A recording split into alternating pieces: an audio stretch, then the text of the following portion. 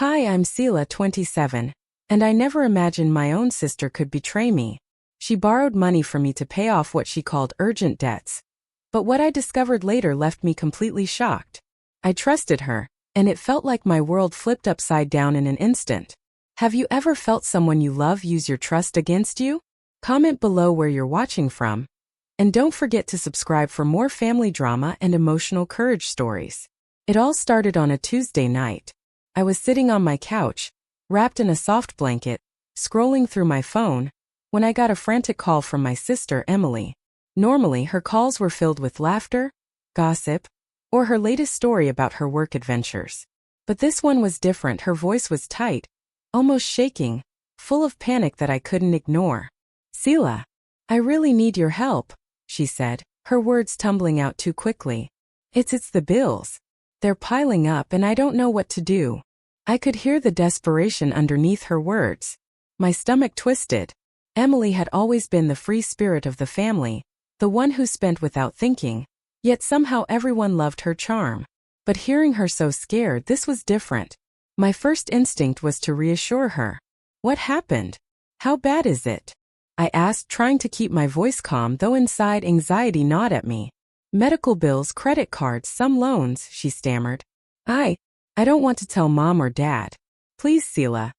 Can you help me just this once?" I hesitated. I wasn't exactly rolling in money. I had just paid off a few of my own bills, budgeting carefully, trying to save for my apartment's repairs. But the sound of her voice, frantic, teary, desperate, stole all logic from my mind. She was my sister. Family first, right? Always. Okay, maybe I can help," I said, my heart pounding. "How much do you need?" Emily let out a shaky laugh, relief seeping through her panic. 5,000. I'll pay you back, I swear. You know I always do." I closed my eyes, counting the money I had tucked away for emergencies. It wasn't ideal. I'd have to tighten my own budget for a few months. But I imagined her relieved face, her shoulders finally relaxing. I could picture the sense of freedom she'd feel if these debts were gone. My chest warmed a little with the thought that I could save her from this weight. "Okay, I'll do it," I said. And just like that, I had committed. The next day, I drove to my local bank, withdrawing the money in cash. I wanted her to feel the immediacy, the trust one was giving her. When I handed it over, she hugged me tightly, whispering, "I don't know what I'd do without you." Her eyes sparkled and I believed her. For the first few days, everything seemed fine. She called me, thanking me repeatedly, and even sent a few messages about how she was finally able to make some payments. But then little things started to creep in. I noticed that she seemed unusually upbeat, almost giddy instead of stressed. Her tone on the phone didn't match the panic she had sounded so desperately hours before. I brushed it off at first, convincing myself that maybe she was just relieved, maybe the first weight was finally lifted. One evening, I stopped by her apartment unannounced. I wanted to see her, check on her progress, make sure she was okay. I knocked, expecting the usual rush of warmth and gratitude, but when she opened the door, something felt off. She was dressed in a bright new outfit I didn't recognize, her hair styled in a way that made her look polished and carefree. "Hey, Sila," she said, a little too brightly. "Come on in." Her apartment smelled faintly of vanilla and something floral, a scent I didn't associate with her usual living space. It was tidy, too tidy, like she had staged it for a visitor. My gut tightened, but I ignored it. Maybe she just wanted to make me feel welcome. I asked casually, "So how's everything going with the bills?" Emily hesitated, and I caught a flicker of something in her eyes, an emotion I couldn't quite name. She said, "Yeah, getting there. Slowly, but I'm managing." Her words sounded rehearsed. I didn't push further. I wanted to trust her. I wanted to believe her. That night I couldn't sleep. I kept imagining scenarios. Maybe she had already started paying things off. Maybe she was juggling small payments with other work she was secretly doing. I told myself these thoughts were just paranoia. But the unease lingered, a shadow in the back of my mind. A week later, I got a text from her. "Sila, thank you again for trusting me. I can't wait to pay you back soon. You're the best." I smiled, relief washing over me. I pictured her sitting at her kitchen table, writing checks, finally free from stress. I imagined her calling me one evening, tearful and grateful, saying she had finally cleared everything. But life has a way of revealing the truth when you least expect it. I remember the day vividly. I was running errands near her neighborhood when I saw it. A sleek black car parked right outside her building. It wasn't her usual used sedan. This was a luxury model, polished and gleaming in the afternoon sun. I froze, my heart skipping a beat. My first thought was denial. Maybe it belonged to a neighbor. Maybe she borrowed it temporarily. But as I glanced closer, I saw her inside, waving at someone on the sidewalk, smiling in a way that was far too carefree. The shock hit me in waves. My stomach churned. Questions crashed through my mind faster than I could process. How? When? Why? I wanted to scream, run inside, demand answers. But something kept me frozen, part fear, part disbelief. Could it really be? The money I had painstakingly gathered and handed to her in trust, had it funded this? When I finally found my voice, it was trembling. I called her immediately. Emily, is that your car outside? I asked, my words tight, controlled but full of the hurt I could barely contain. Oh, this, she said casually, a hint of amusement in her voice. Yeah, just a little treat. I've been working hard. My heart sank. You used the money I gave you for bills to buy a car? She laughed softly, brushing off my concern. It's not like it's a big deal. I'll pay the bills eventually. Eventually. That single word cut deeper than any knife. My trust had been given freely, my love for her unquestioning. And this casual disregard for honesty felt like betrayal. I hung up, hands shaking, staring at the car. I thought of all the nights I stayed up, wondering how to make ends meet, all the little sacrifices I had made, all the emotional labor I had endured. And she had spent it on herself, flaunting a life she didn't earn in that way. The emotional conflict was immediate and intense. I loved my sister, but I felt tricked, manipulated, and humiliated. My mind raced with questions I didn't have answers to. Did she ever really intend to pay me back? Was this all just a game to her? Could I ever trust her again? I didn't speak to her for days. I replayed every interaction in my head, searching for warning signs, for anything I might have missed. There were moments I remembered now with clarity. Small excuses, vague answers about bills, delayed updates, but I had brushed them aside. Blind trust had been my mistake. Yet, even amidst the anger and betrayal, there was a deeper, quieter realization. I had made a choice to help her because I believed in family. My decision came from love, not obligation. That meant I wasn't wrong for helping. She was wrong for taking advantage. The next few days were filled with a strange mixture of dread and resolve. I observed her movements, her posts online, her casual texts. Everything seemed carefully curated, designed to appear responsible while she flaunted the luxury she bought with my money. I remember one evening sitting in my living room, staring at my reflection in the window. Tears came, not just from betrayal, but from the overwhelming weight of the realization that love doesn't guarantee fairness. Trust is fragile, easily broken, and sometimes, people you care about the most will choose their desires over honesty. I picked up my phone, debating whether to call her, to confront her, or to let the anger simmer a little longer. My hand hovered over the screen, and I realized that this moment, this shock, this emotional upheaval, would define how I moved forward. I could let her betrayal break me, or I could learn from it and reclaim my sense of self. Sitting there, I understood something fundamental. Helping someone doesn't always bring gratitude, but it always teaches a lesson. Painful, yes, but necessary. And in that moment, I made a silent promise to myself. I wouldn't allow this betrayal to destroy my trust in people entirely, but I would be cautious, vigilant, and unafraid to protect my heart and my hard-earned money in the future. The day after I saw Emily's luxury car parked outside her apartment, I told myself I had to remain calm. I didn't want to jump to conclusions. Maybe there was an explanation. Maybe the car belonged to a friend, or maybe she had taken out a loan of her own. Rational thinking is what I clung to, even as the gnawing doubt in my chest refused to quiet down. I called her later that evening. Hey, are you busy? I asked, trying to sound casual, though my voice betrayed my unease. Not at all, she chirped, the same light-hearted tone I remembered from our childhood summers. Just unwinding with some music. Why? I hesitated, imagining a million ways to ask about the car without sounding accusatory. I just thought I'd check in. How's everything financially? My fingers fidgeted with the phone cord, though it wasn't even connected to anything. It was an old habit. Oh, slowly but surely. I'm making it work, she replied. A beat. Why? You worried? I swallowed the lump in my throat. Just checking in. Making sure you're okay. Yeah, I'm fine. Really, she said, and that was it. No hesitation, no guilt. Just a bright, effortless brush off. Even then, I felt a flicker of doubt, but I convinced myself it was my imagination. Emily had always been charming, capable of making problems seem smaller than they were. I had always admired that about her, and I didn't want to see it as manipulation.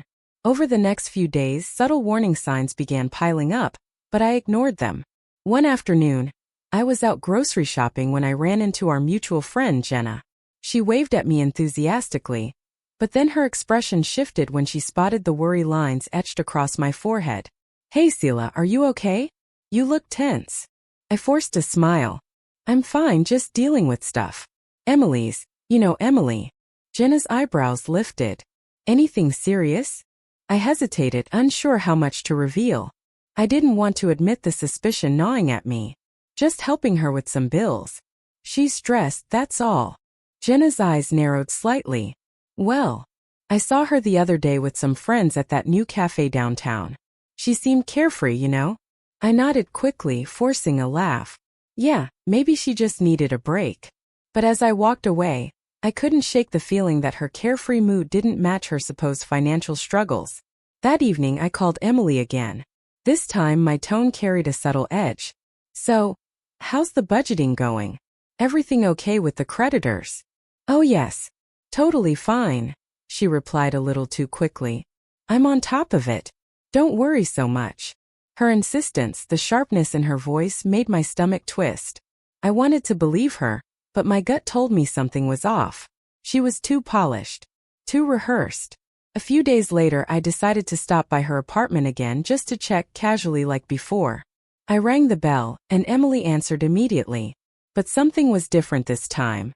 Her smile seemed practiced, her laughter slightly too high-pitched, as though she were performing for an invisible audience. Hey Sila. Come in, she said. Her apartment smelled faintly of candles, a floral aroma I hadn't noticed before. I paused, taking in the decorations, new throw pillows, fresh vases, a framed picture I didn't remember seeing. Wow, looks different, I said, genuinely surprised. Oh, just sprucing things up a bit, she replied casually, waving it off. Trying to keep it nice. Life's too short to live in dull apartments, right? I smiled weakly, though unease gnawed at me. There was something about her energy that felt deliberate, curated. We sat at the small kitchen table sipping tea. I noticed a receipt lying on the counter, partially hidden under a stack of magazines. My eyes caught it. It was from a boutique car dealership. My heart lurched. What's this? I asked, keeping my voice steady but firm. Oh, that, she said lightly, snatching the paper. Just something I was curious about. Don't worry about it. I nodded, pretending to brush it off. But inside, alarm bells were ringing. I wanted to confront her fully, demand an explanation, but something stopped me. Part of me still wanted to believe she hadn't betrayed me completely. That hope was a dangerous crutch. Later that week, I noticed more red flags. Emily started spending time with a new circle of friends, the kind who flaunted their possessions on social media. I saw her tagged in photos at a rooftop bar, cocktails in hand, laughing in ways that felt far removed from the worry she had shown when begging me for money. My mind raced. She had told me she needed money to cover urgent debts. I had pictured her quietly paying off bills, making careful decisions. But the photos I glimpsed online contradicted everything she had said. My chest tightened as I realized the reality might be far from her story. One night I called her again. Emily, can we talk? Just you and me. Of course, she said cheerfully, though her voice didn't match the gravity I felt. What's on your mind? I wanted to ask directly about the car, about the lifestyle, about the lies I suspected, but I hesitated, unsure how to phrase it without triggering defensiveness. I just want to understand. How are things going? Really? She laughed softly. You worry too much, Sila. Honestly, I've got it handled. You gave me a hand and I'm managing. Don't overthink it. Her words were like a knife coated in honey. Sweet on the surface but underneath sharp, evasive, dismissive. I spent the next few nights restless, replaying our conversations, analyzing her tone, her choice of words, her timing. Every detail felt significant now. How she said, "I'm fine" instead of "thank you." How she avoided mentioning payments, deadlines, anything concrete. How she seemed to float above the consequences of her decisions, while I felt the weight of every penny I had lent her. Then there was the text messages. They came sporadically, each one carefully phrased. "Can't wait to pay you back soon." Or "Thanks again, you're amazing." But always vague, never giving a clear timeline. I tried to call her out gently once. "Emily, when can I expect the payment?" "Oh, soon. I'm working on it." "Can you give me a date?" I pressed. "I'll let you know," she said breezily, her tone dismissive. Each interaction chipped away at the foundation of trust one had built with her over decades. I realized I was no longer just helping my sister, I was enabling a pattern. But still, I wanted to see the best in her. I clung to hope that there was an explanation, some reason she seemed so carefree despite the debt she supposedly had. One evening, I decided to take a walk through our old neighborhood.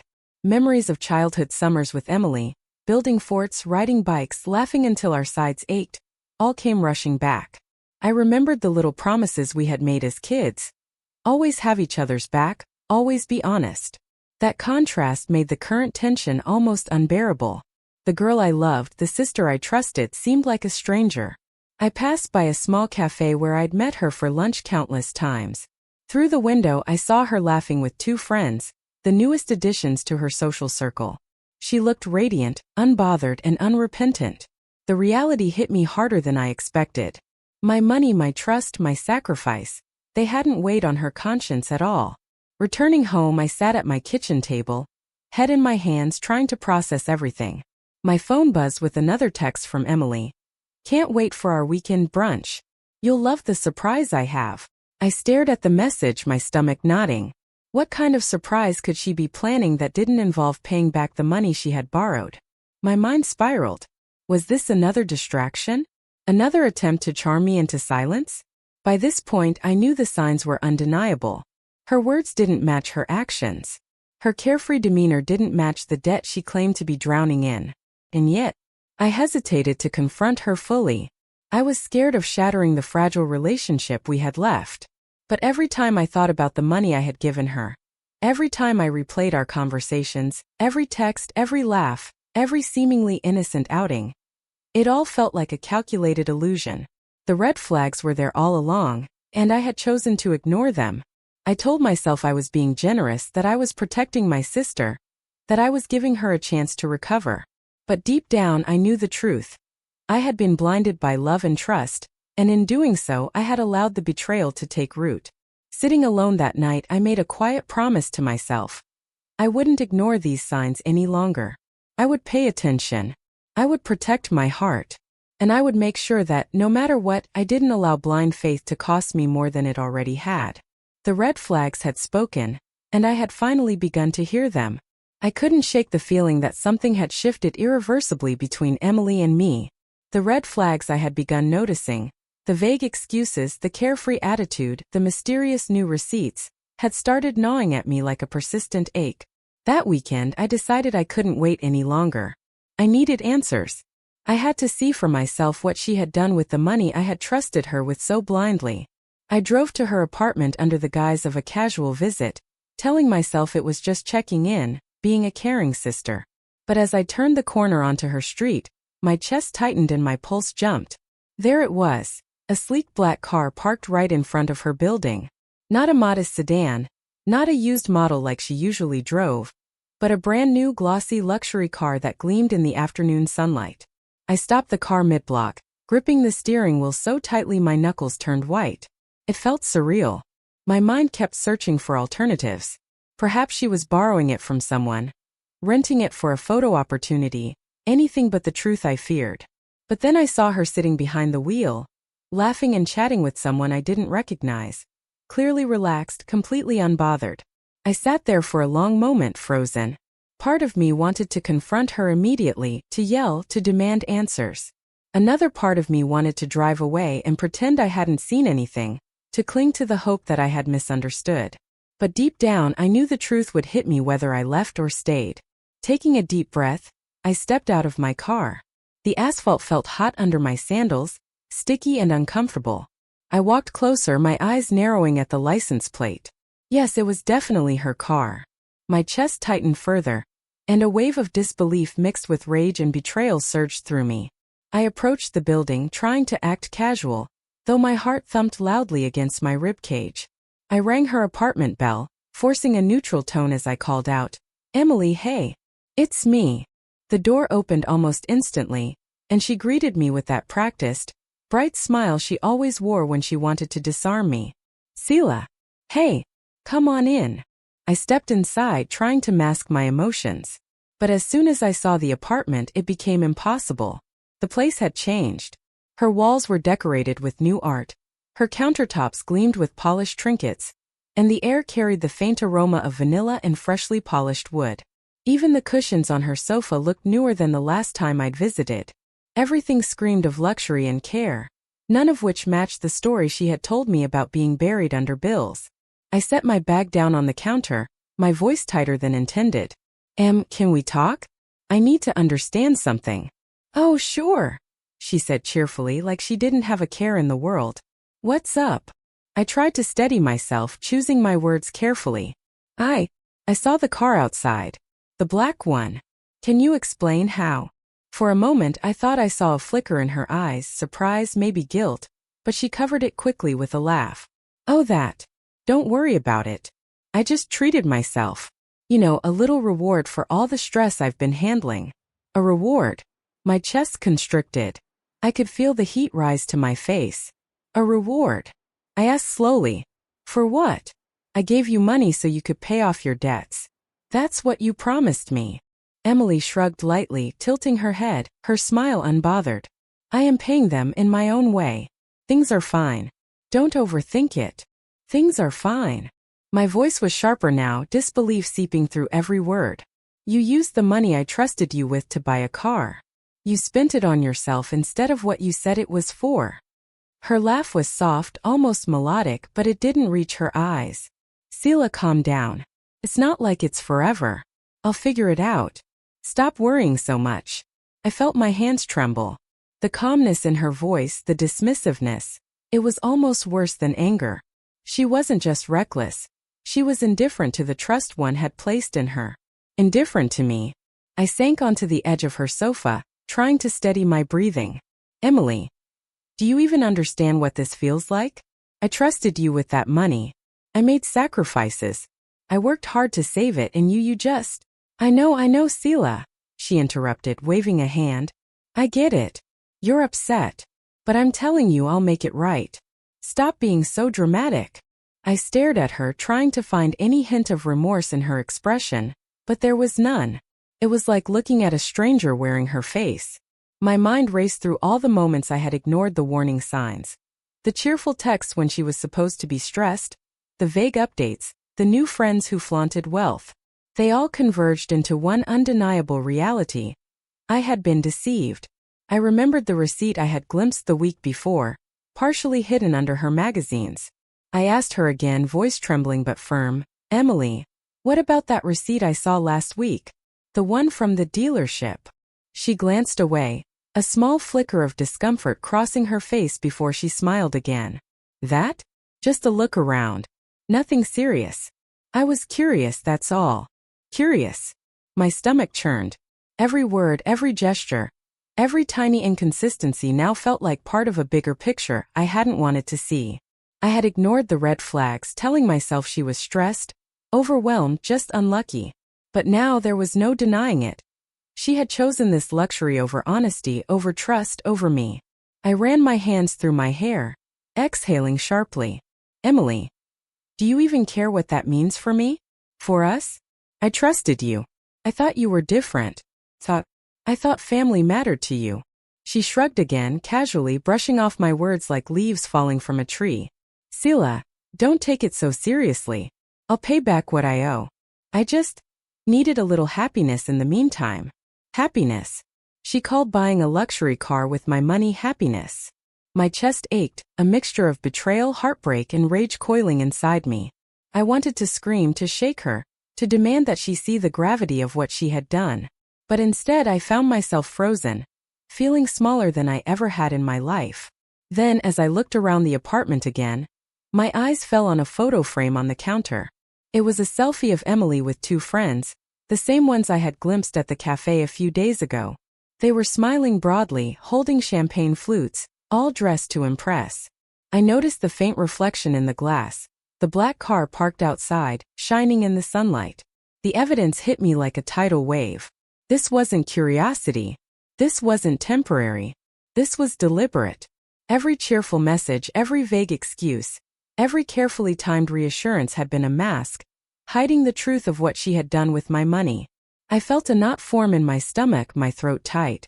My mind spun through memories, her voice on the phone, the way she avoided concrete answers, the way she had laughed when I asked about her payments. I had ignored the warning signs because I wanted to believe in her. I had ignored the truth because it was easier to cling to hope than face betrayal. But now there was no denying it. The car, the photos, the receipts, it all pointed to one reality. I had been lied to. And the lie wasn't small. It wasn't an innocent mistake. It was deliberate, and it cut deeper than I could ever have imagined. I sank into the sofa, feeling the heat of tears behind my eyes. My hands shook, and I couldn't stop staring at her face, trying to read some hint of guilt, some flicker of remorse, but there was none. The sister I had trusted was gone, replaced by someone I didn't recognize. A stranger who had used my love and my trust for her own gain. I wanted answers, but more than that, I wanted acknowledgement. I wanted her to see what she had done, to feel a fraction of the heartbreak and disbelief that I felt. I wanted her to understand that money wasn't the only thing she had taken. It was trust, love, and years of unspoken loyalty. Emily leaned back in her chair, stretching casually. Sila, I really don't think this is as bad as you're making it out to be. We'll be fine. I promise. But her words were hollow, empty echoes in the room. They didn't reach the raw wound inside me. The fracture that had formed the moment I saw that car glinting in the sunlight.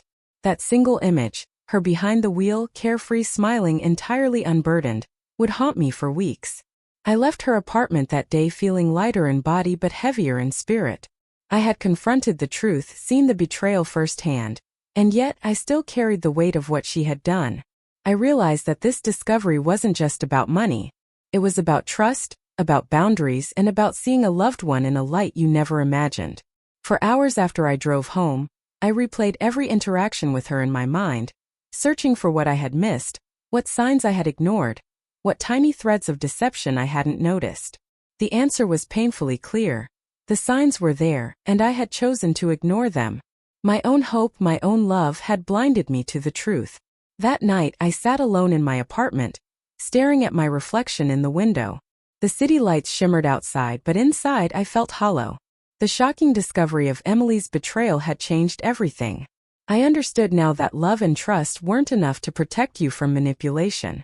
And I knew that if I wanted to preserve my heart, I needed to face this reality head-on. The drive home from Emily's apartment that day felt surreal. The city streets blurred past me, yet every detail, neon signs reflecting off the wet asphalt, the faint hum of traffic, the smell of street food from a nearby vendor, seemed hyper-real, as though the world around me had sharpened in contrast to the numbness in my chest. I gripped the steering wheel, knuckles white, feeling both rage and sorrow rising in equal measure. The betrayal wasn't just about money. It was about trust, love, and family, the very foundation I thought I could always rely on. When I finally reached my apartment, I didn't go inside immediately. I stayed in the car, staring at the city skyline, allowing myself a few moments to process. My mind replayed the scene over and over. Emily laughing in her apartment, dismissing my anger, brushing off the evidence as if it didn't matter. I couldn't believe I had ignored all the warning signs, all the red flags, in favor of hope and familial loyalty. The first night alone I couldn't sleep. I tossed and turned, thinking about all the subtle moments I had overlooked.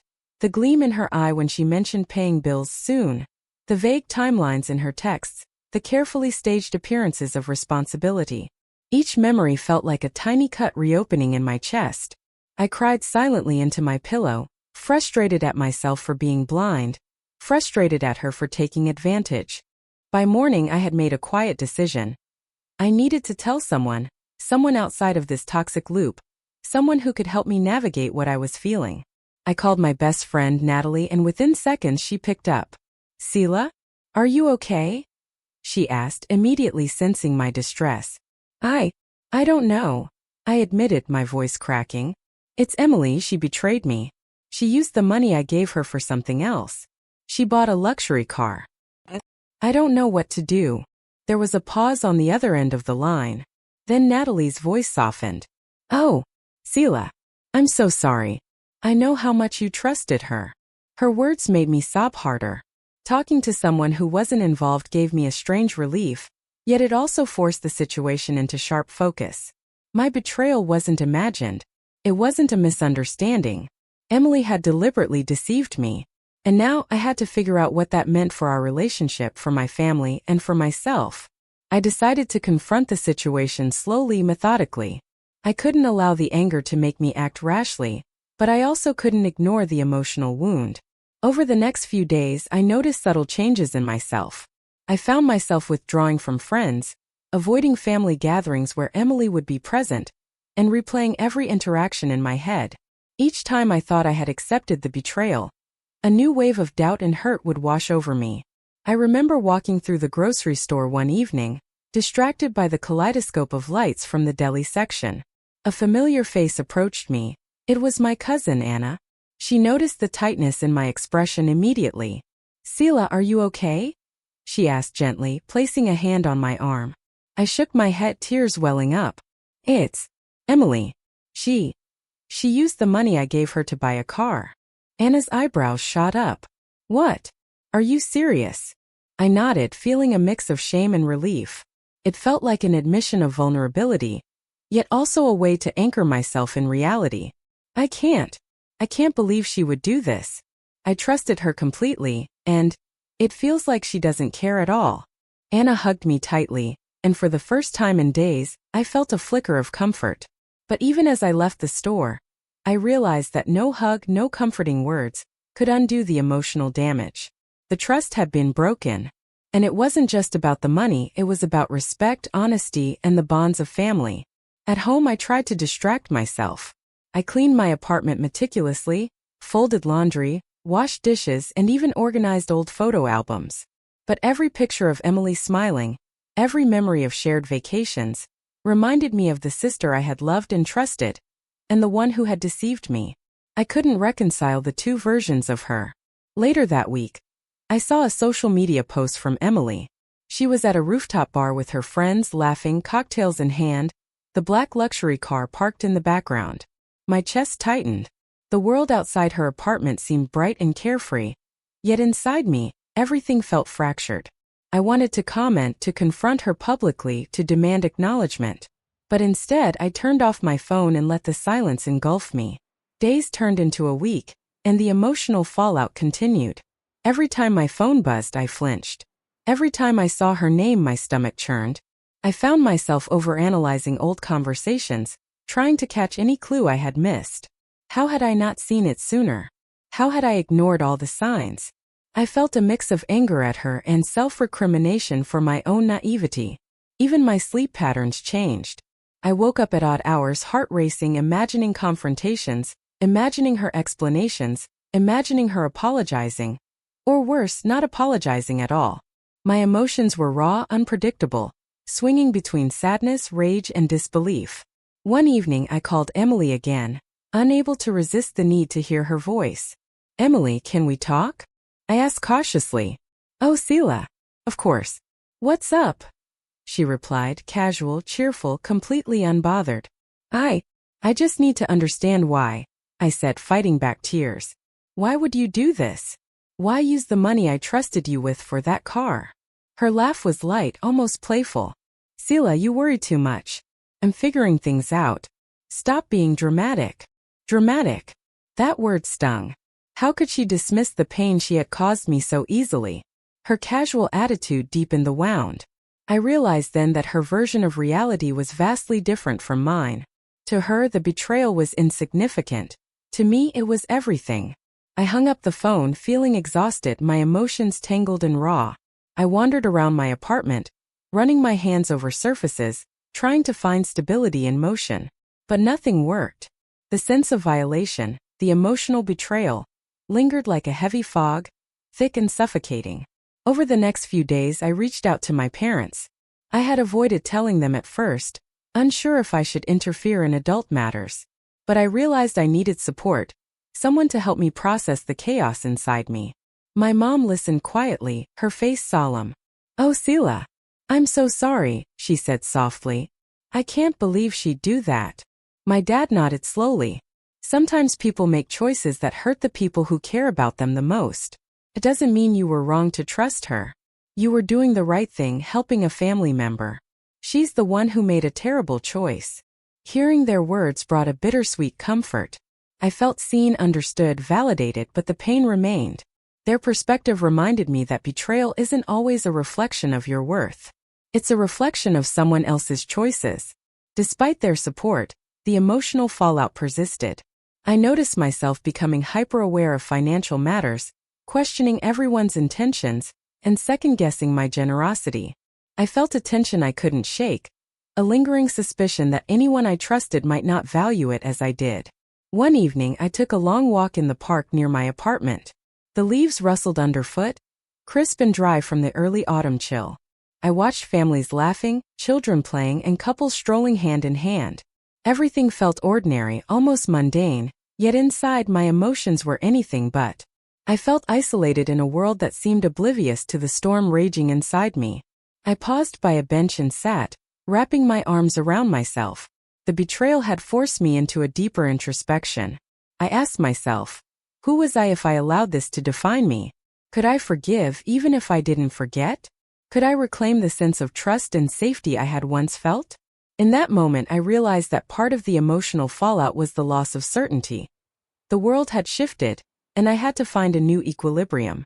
Emily's betrayal had fractured my sense of security, but it also offered a chance to redefine boundaries, to prioritize self-respect, and to confront painful truths rather than sweep them under the rug. I returned home that night, exhausted but determined. I spent hours sorting through my thoughts, journaling every feeling, every memory, every flash of anger or sadness. I wrote down questions I wanted to ask Emily, moments I needed to process, and reflections on how trust, once broken, required careful rebuilding, if it could ever be rebuilt at all. The days following that night were a haze of introspection, confrontation, and cautious observation. Every interaction with Emily became a test. Would she show remorse? Would she attempt to manipulate? Or would she continue to dismiss the weight of her actions? I learned to hold my ground emotionally, to set boundaries without lashing out, and to protect myself from further hurt. The emotional fallout was slow, grinding, and painful. It wasn't a single moment but a series of small shocks, realizations, and confrontations that made the betrayal feel real in every fiber of my being. I cried, I yelled, I questioned, and I reflected. By the end of it, I was raw, exhausted, and yet beginning to understand the complexity of human relationships. Love and trust can be powerful, but they are fragile, and sometimes people prioritize themselves in ways we cannot control. I knew one thing for certain: the experience would change me. I would never be the same naive, unquestioning sister I once was. But I could reclaim myself, rebuild my sense of trust cautiously, and carry the lessons forward. The betrayal had hurt deeply, but it had also forced me to confront reality with clarity, strength, and emotional resilience I didn't know I had. The morning after one of my sleepless nights, I woke to the sunlight spilling across my bedroom floor. Its warmth should have felt comforting, but instead, it highlighted the tension in my muscles, the tightness in my chest, the way my heart still raced with remnants of the emotional storm I had endured. I knew something had to change. I couldn't stay trapped in this haze of betrayal, resentment, and doubt any longer. I started small. First, I cleaned my apartment more thoroughly than I had in months. Each sweep of the broom and swipe of the rag felt symbolic, as if I were clearing not just dust, but the emotional debris that Emily's actions had left behind. I opened the windows and let the fresh air sweep through the space. The sunlight caught the dust motes dancing lazily in the beams, and I found a strange sense of satisfaction in the simple act of reclaiming control over my own environment. Next, I took stock of my finances. For weeks, I had avoided opening certain accounts or checking my balances, dreading the reminder of what I had lent Emily. But now, with a mix of determination and anxiety, I reviewed every detail. I made spreadsheets, set up reminders, and created a strict plan to protect myself from further financial vulnerability. It wasn't just about money. It was about regaining a sense of safety that I had lost. Each calculated decision felt like a small victory, a reminder that I could take care of myself without depending on someone who had proven untrustworthy. I also began to set boundaries with Emily, though cautiously. I didn't want to escalate conflict unnecessarily, but I needed to protect my emotions. I sent her a message. "Emily, I need some space to process things. I'll reach out when I'm ready. Please respect that." The response was predictably casual. "Sure, take your time. We'll talk later." Even her nonchalant reply didn't hurt me as much as it might have before. I realized that boundaries were my shield, not a weapon. I was learning to protect myself without losing my sense of humanity or compassion. During this period, I also sought support outside the family. I reconnected with friends I had neglected during the months I had been preoccupied with Emily's financial troubles. I met Natalie for coffee, sharing stories about work, life, and ordinary joys. I laughed in a way that felt almost foreign after weeks of tension. Every conversation, every genuine connection, reminded me that the world wasn't entirely defined by betrayal. People could still be trustworthy, still bring warmth and stability into my life. I also sought professional help. I scheduled a few sessions with a counselor who specialized in family dynamics and financial betrayal. Speaking aloud about my feelings, having someone validate the complexity of my emotions, was transformative. I realized that what I had experienced wasn't just about money or deception. It was about control, trust, and the deep vulnerability that comes with loving someone unconditionally. Processing it with a trained professional allowed me to untangle the knot of anger, grief, and self-doubt, slowly replacing it with clarity and resolve. One afternoon, I went back to Emily's street, not to confront her, not to spy, but to observe from a distance, to see what life looked like when I was no longer bound by expectation. I parked a block away and watched the world around her apartment. People walked dogs, delivery trucks unloaded packages, neighbors waved at each other, completely oblivious to the small drama unfolding inside the apartment I once considered a sanctuary of family. I felt a surge of empowerment. Emily's choices no longer dictated my emotional state. Her carelessness, her indulgence, her dismissiveness, it was hers to carry, not mine. For the first time in weeks, I felt detached, like an observer in my own life, rather than a participant trapped in someone else's chaos. A week later, I decided to invest in myself in a tangible way. I had always wanted to take a pottery class, something that allowed me to be creative and patient, to mold something with my own hands. The first day, I walked into the studio feeling awkward and unsure, but as I shaped the clay, kneading it and smoothing it, I felt a satisfaction I hadn't experienced in months. The clay didn't lie, didn't cheat, didn't betray. It responded only to my touch. It became a metaphor for the control I could reclaim over my life, one choice, one action at a time. I also realized the importance of financial boundaries beyond just my own recovery. I began to make a strict rule: no loans to family without clear agreements and accountability. It was difficult, of course. Culture, upbringing, and family expectations all pushed me toward generosity, but I understood now that self-preservation wasn't selfish. Protecting myself allowed me to continue loving others without losing myself in the process. At work, I threw myself into projects I had been neglecting. I took the lead on a client presentation, staying late into the evenings not out of necessity, but because it reminded me that I was competent, reliable, and capable of success on my own terms. Each small achievement built confidence that had been eroded by the months of emotional turmoil with Emily. I also started journaling daily. Not just notes or plans, but deep reflections, letters to Emily I never intended to send, questions to myself about boundaries, honesty, and forgiveness. Writing became a form of therapy, a space to articulate emotions I couldn't yet share aloud. I revisited memories, acknowledging the hurt, naming the betrayal, and gradually reshaping my narrative. I was no longer a passive victim. I was an active participant in reclaiming my life. The emotional fallout had taught me resilience, and with resilience came empowerment. I could still care about Emily, still hope for reconciliation someday, but I didn't have to sacrifice my peace or self-respect. I realized that love without boundaries wasn't true love. It was vulnerability exploited. Setting boundaries didn't mean hatred. It meant valuing myself enough to say, I matter too. One Saturday morning, I decided to organize a small gathering with friends. I cooked brunch, set the table with flowers, and welcomed everyone into my home with laughter and warmth. As I watched friends share stories, tease one another, and enjoy simple joys, I felt a sense of normalcy returning.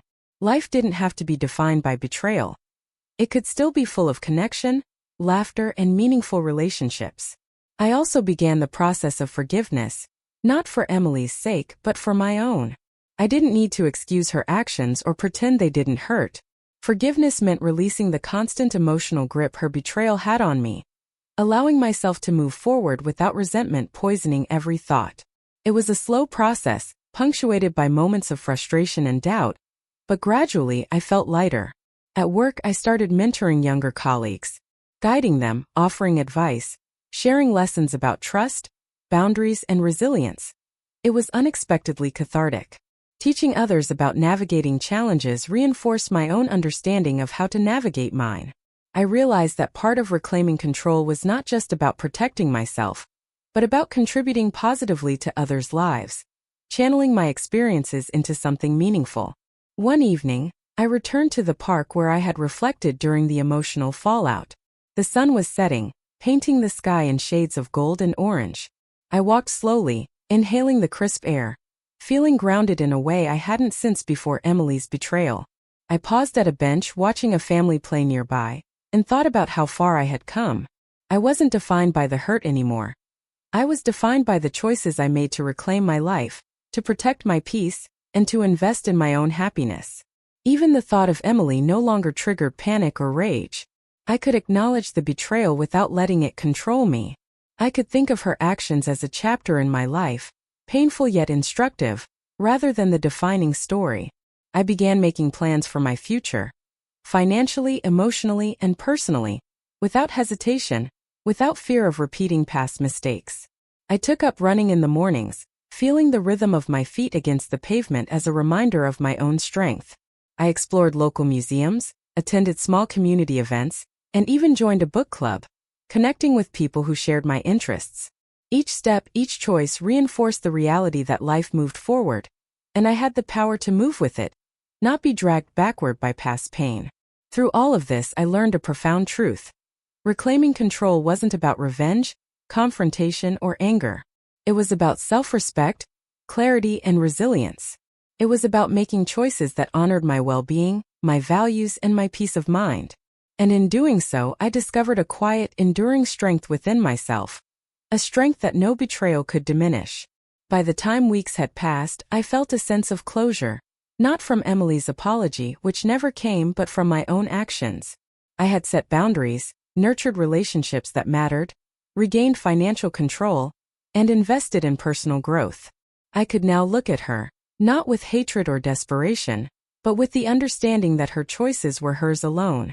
I had reclaimed my narrative, and that was empowering. Finally, one evening I sat on my balcony with a cup of tea, watching the city lights shimmer in the distance. The cool night air brushed against my skin, and I felt a rare deep sense of peace. The betrayal had been painful, transformative, and humbling, but I had emerged from it stronger, wiser, and more resilient. I was no longer defined by what Emily had done. I was defined by how I chose to move forward, reclaim my control, and live life on my own terms. I whispered to myself softly but firmly, I am enough. I am strong. I am in control. And for the first time in months, I truly believed it.